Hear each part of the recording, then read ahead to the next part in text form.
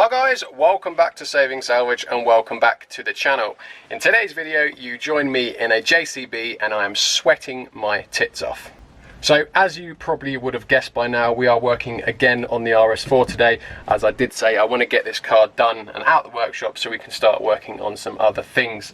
So the JCB is required because in the last video I mentioned that I couldn't get the gearbox on because it was too heavy and the engine crane had the engine on it, and so I couldn't use that to lift the gearbox. So this is where the JCB comes into play, because I'm now going to drive this into the workshop. I'm going to use this to pick up the engine, which means I can disconnect the engine hoist and use that to lift the gearbox up, make the gearbox to the engine, and then we can get it mounted into the car. So, as always guys, thank you very much for watching, and if you do enjoy these videos, please don't forget to like and subscribe, and if you haven't already, please head over to my Instagram page, which is saving_salvage, and also if you are interested in some merch, I have some t-shirts, hoodies, although hoodies might be best to wait to the winter. But I have some t-shirts anyway. So let's crack on with today's video.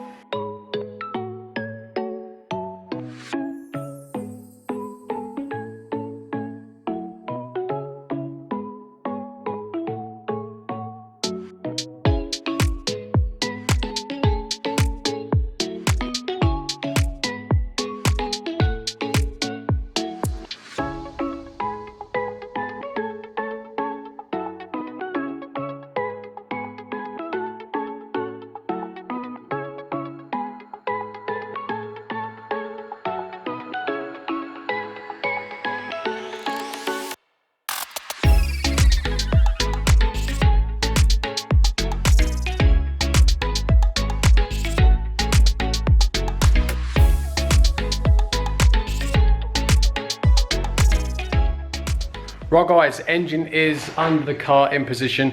I have now got to pop out for probably about an hour and a half I've got to go collect a car, go deliver it, and I need a break because I'm about to die of heat exhaustion. So I'm going to pop out, and that leads me nicely onto today's sponsor, which is YFood.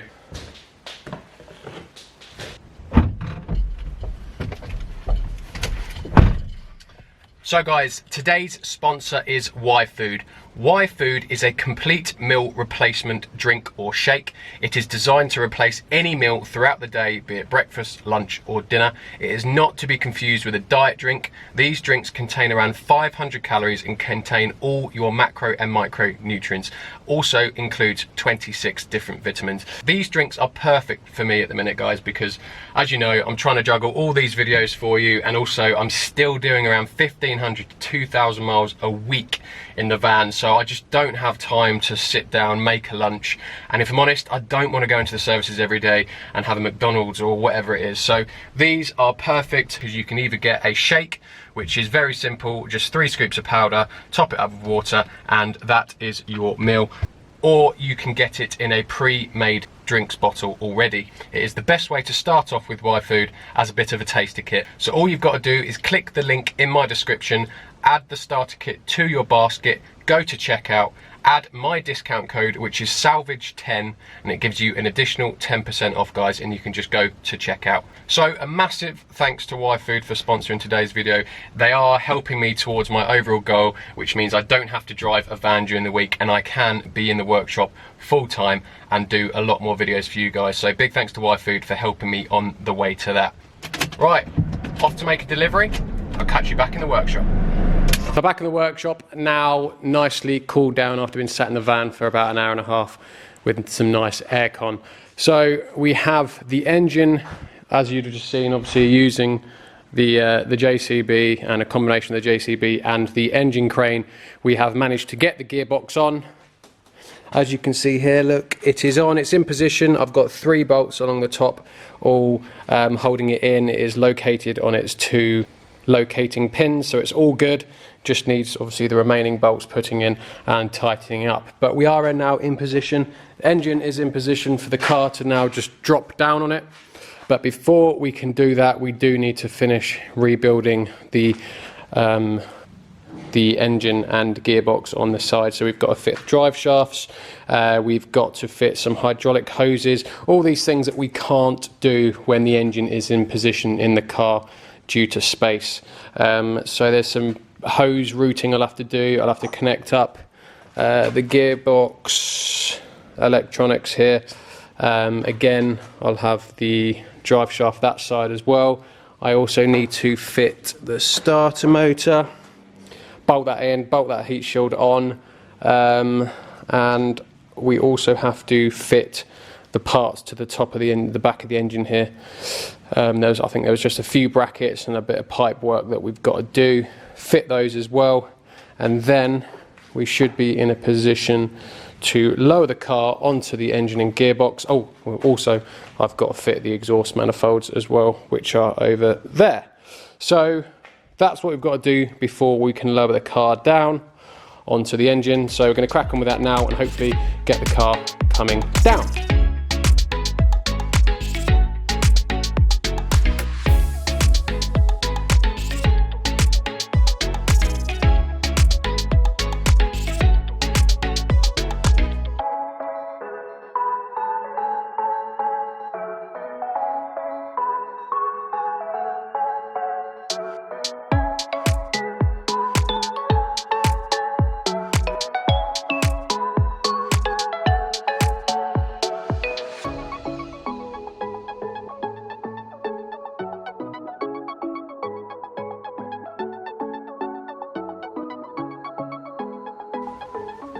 So that is the right hand side of the engine all back together, as you can see.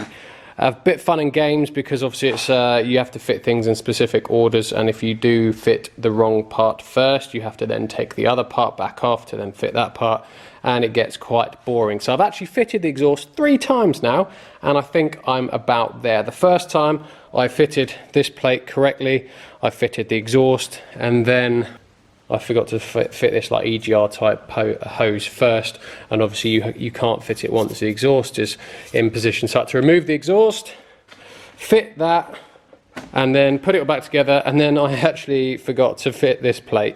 So then I had to remove the exhaust again, refit that, and now we are in position. So that is good.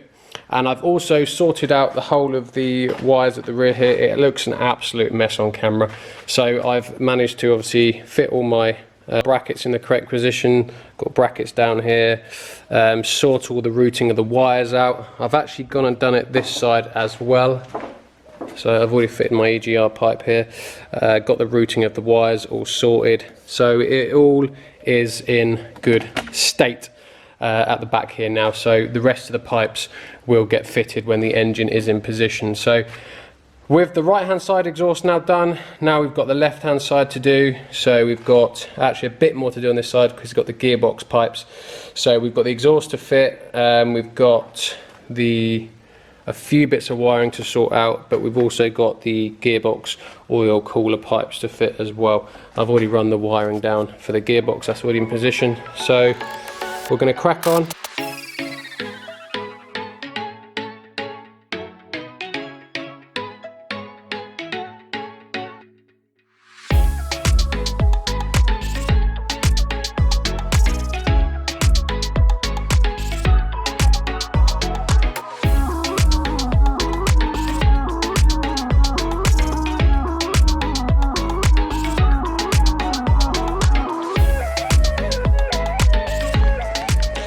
So yeah, I actually got quite carried away with fitting the engine and forgot to tell you what I had done about the back. So everything is in position, exhaust both sides, all wiring.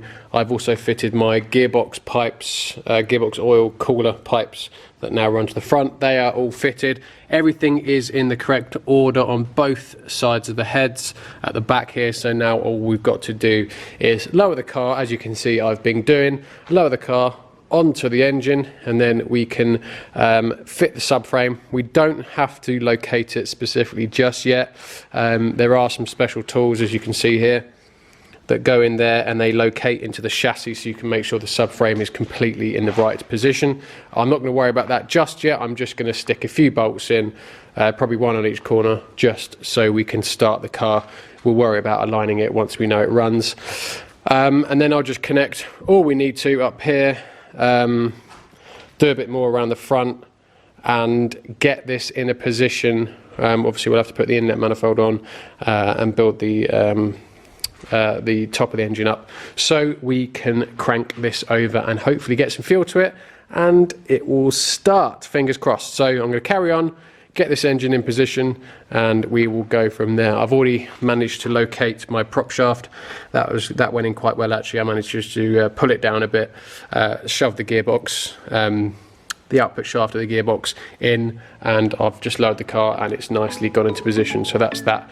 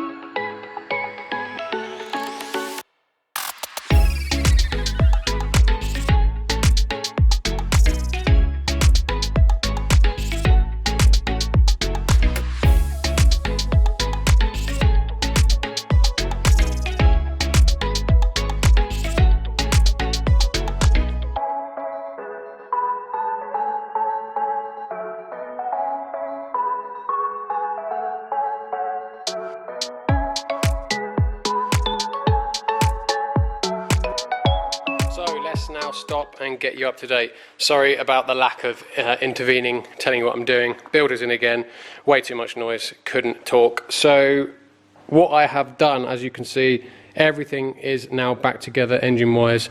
Everything down the back of the engine is all now hooked up and in position. I've had my back panel, that's all been fitted. We've had all the starter motor cables all been fitted.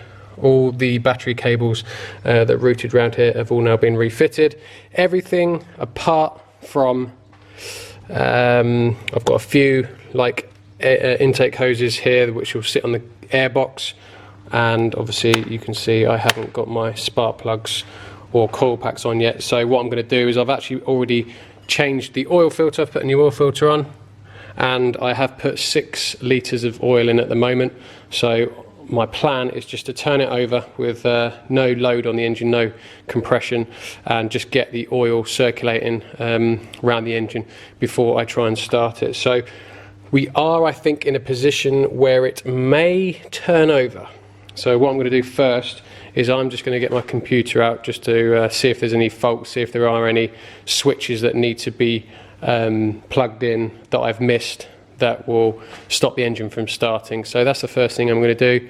Just quickly get the computer out and check for codes. So guys, you may be thinking, well, hang about, it's all gone quite well. So where's the but that I put in the title description of this video? Well, here's the but. The engine and gearbox are back out. So, little bit of explaining. As you can see, I had everything back in before, everything was all good, and I said I was going to check for codes to make sure there was no plugs that were required to be plugged in to be able to start the engine. So I did an OBD scan read using VAGCOM, and it came up with starter motor jammed or an electrical malfunction. Now, when I first saw this code before we even took the engine out, I just assumed, well, yeah, it's jammed because obviously the engine's seized and therefore it can't turn it over, so no real issue. And I also did test the starter motor before I refitted the gearbox. I just put a live to it and it worked, it spun around fine. However, we did everything, got it back, I cleared the codes in the car. I went to actually just quickly turn the engine over just to make sure I had everything connected, like earth straps, etc. I just wanted to turn it over really quickly and then turn it back off again, and nothing was happening, although it came up on the dash that the engine was running. It said please switch off engine. I was like, well, that's odd. Had a look at the codes again, and the code came back for starter motor jammed. So instantly I was like, no. I looked into everything, checked all the relays, checked earths, any more faults, fuses. I looked at everything, trying to find a fault that didn't mean I had to take the engine back out. But as you can see, massive fail. There was no way I could get to the starter motor. I looked on Elsa Win and they said, no, gearbox has got to come out for that. And believe me, trying to take the gearbox out with everything already back in position, it was just going to be a no-go. It was just far easier for me just to take the engine and the gearbox back out as one. And as you can see, a lot better access to take the starter motor off, and it means I didn't have to take the gearbox back off again. So, engine and gearbox back out. I've had to take the starter motor off. I've tested it again and it barely works. Obviously it's quite hard to test. I can't test it without any load on it. It's pretty much impossible. So really frustrating. I've ordered a new starter motor that should be here at the beginning of next week. So we will put that back in the car. So when the new one arrives, we'll get it back in, we'll get the engine and gearbox back in, and hopefully guys, in the next video, we will 100% be going for a start and we will be getting this engine running. So not the way I wanted to end the video. Obviously I wanted to end it with the engine running. However, these things happen and it's done now, so it will be rectified in the next video. So as always guys, thank you very much for watching and I will see you in the next one. Cheers guys.